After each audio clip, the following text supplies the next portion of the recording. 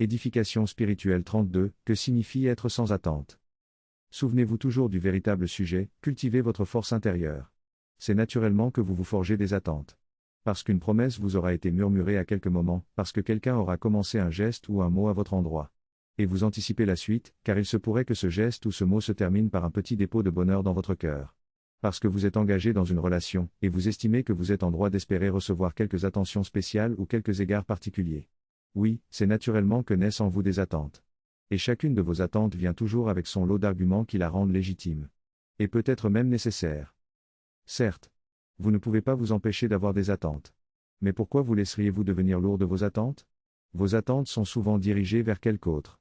Et les attentes les plus douloureuses à porter sont les attentes envers la vie, car ces attentes-là n'ont assurément aucun sens, et elles sont la cristallisation totalement dépourvue d'intelligence de votre orgueil. Or non seulement la vie ne tourne pas autour de vous, mais en plus la vie n'est qu'une vue de l'esprit. Il n'y a là rien qui serait susceptible d'être sensible aux récriminations silencieuses de votre cœur. Quand c'est une personne qui est le sujet de vos attentes. Encore pourriez-vous porter votre expectative aux oreilles de la personne. Mais, que diriez-vous de développer et d'exercer toujours davantage votre capacité à vous nourrir profondément de la beauté que vous recevez déjà là? Maintenant? Quoi? Vous auriez voulu autre chose, sous une autre forme? Quoi? Il était question de quelques flocons blancs. Alors que feriez-vous de quelques flocons bleus? Vous souvenez-vous de l'humilité? L'humilité c'est aussi ceci, tandis qu'on vous avait promis des oranges. Si on ne vous apporte finalement que des mangues. Vous êtes dans l'humilité quand vous savez vous disposer à savourer les mangues de bon cœur, au lieu de les bouder en répétant qu'on vous avait promis des oranges. Ah! Sa Seigneurie attendait des oranges, on lui avait promis des oranges, il avait anticipé la joie de savourer des oranges. Alors sa Seigneurie boudera les mangues qu'on lui offre finalement. Que sa Seigneurie continue de souffrir, car telle est la disposition qu'il s'est choisie. Le bonheur appartient aux humbles. Ah mais non, ce n'est pas heureux les pauvres d'esprit. Ni heureux les simples d'esprit. Encore moins bénis soient les ignorants. L'humilité c'est la capacité à vaincre votre propre orgueil. Et c'est quand votre orgueil tient les comptes de vos attentes, que vous vous rendez vous-même incapable de bénéficier pleinement de la beauté que vous offre le présent. Parce que vous êtes aveuglé par la tension puis par la déception de vos attentes. Certes.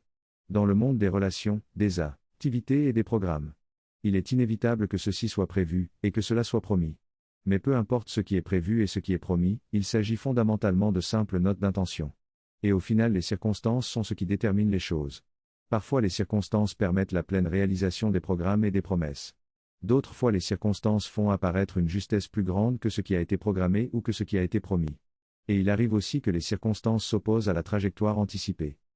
Soyez humble. Ne vous fabriquez pas de la bile et ne nourrissez pas d'acrimonie.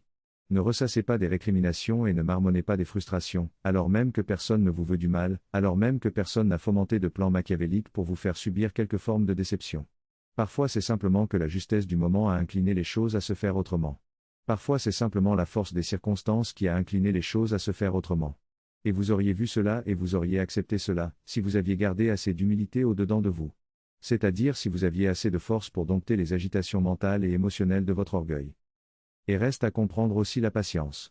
Car la patience est aussi la capacité d'accueillir les choses promises avec une joie pleine et entière, même quand ces choses arrivent après, bien après le temps anticipé. L'impatience participe de votre orgueil. Et c'est déjà l'impatience qui vous incline à remplir de récriminations et de frustrations, le temps qui continue de s'écouler après le temps anticipé. Sans que les choses attendues n'aient montré le moindre signe de commencement de concrétisation. Soyez humble et soyez patient. Et comprenez que le plus important n'est pas que les choses arrivent telles que vous les espériez. En termes de forme et de temporalité. Le plus important est que vous soyez dans la capacité de recueillir tout ce qui peut s'offrir de beau dans le moment présent. Indépendamment de vos attentes. Et peut-être que si vous n'aviez pas autant d'orgueil, votre Seigneurie. Il se pourrait qu'il y ait déjà assez de matière pour satisfaire votre cœur.